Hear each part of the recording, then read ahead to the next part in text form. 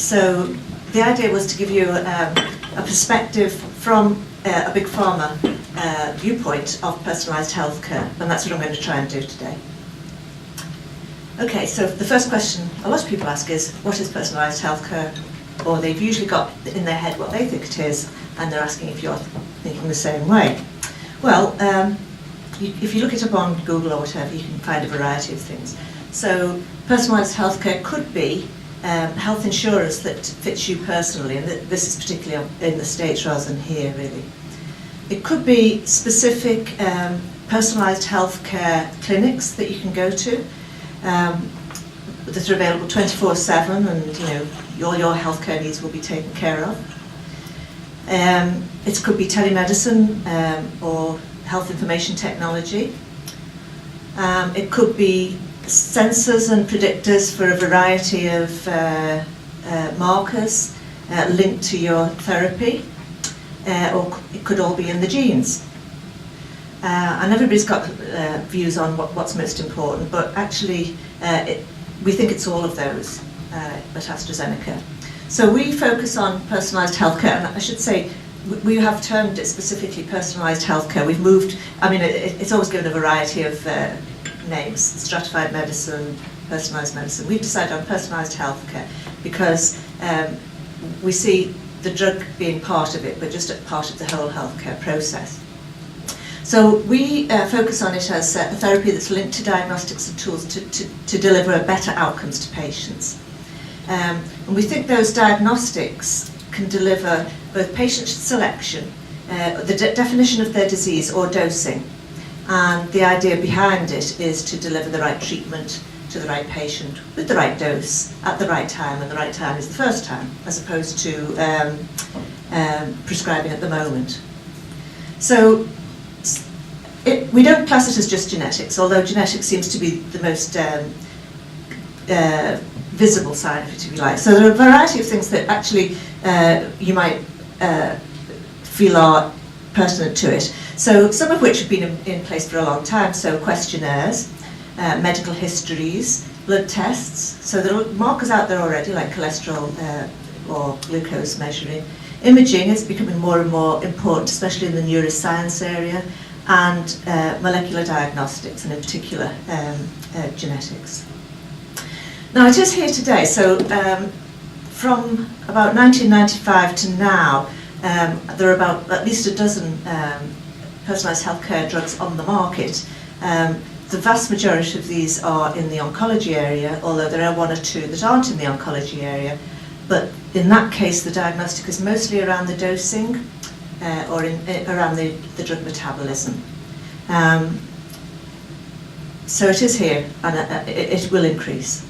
So who's going to benefit? Well, hopefully everyone will benefit. So, and I think this is the key aspect of it, is that we have to find the aspects of personalised healthcare that will that everybody benefits from.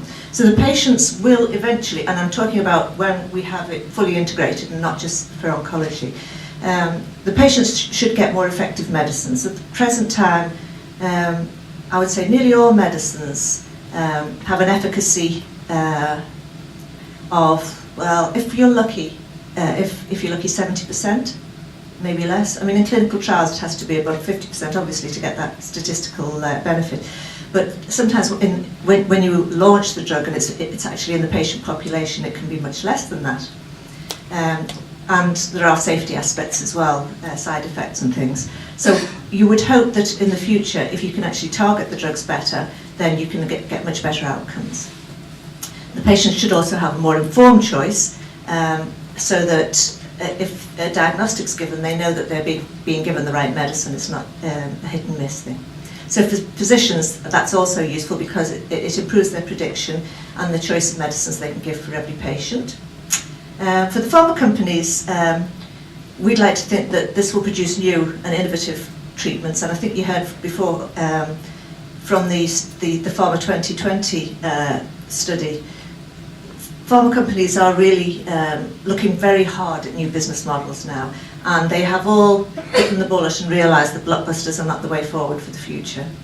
I wouldn't say it goes all the way through pharmas, but it is definitely there. And we hope then that our products are going to be more competitive. And for the payers, obviously, that you can hope to optimise the healthcare and improve your budget management. Now, this is a picture of the drug development pipeline at the top and the diagnostic development pipeline at the bottom. In fact, really, that should be a lot smaller, that one at the bottom, because it is a much shorter process.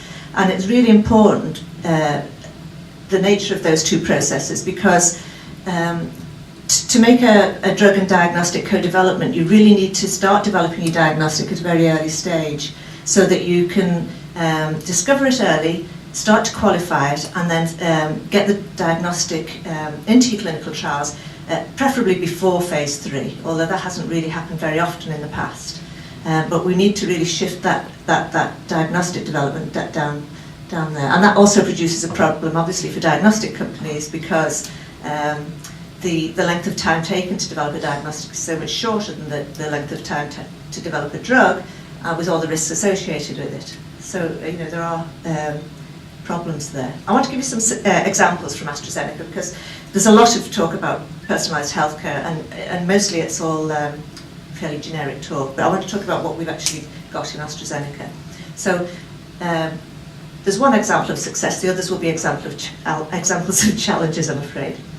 So clearly the development of a personalised healthcare product is much enhanced if the biomarker is linked to the drug mode of action. And this is the case of the PARP inhibitor, and we have a PARP inhibitor in AstraZeneca.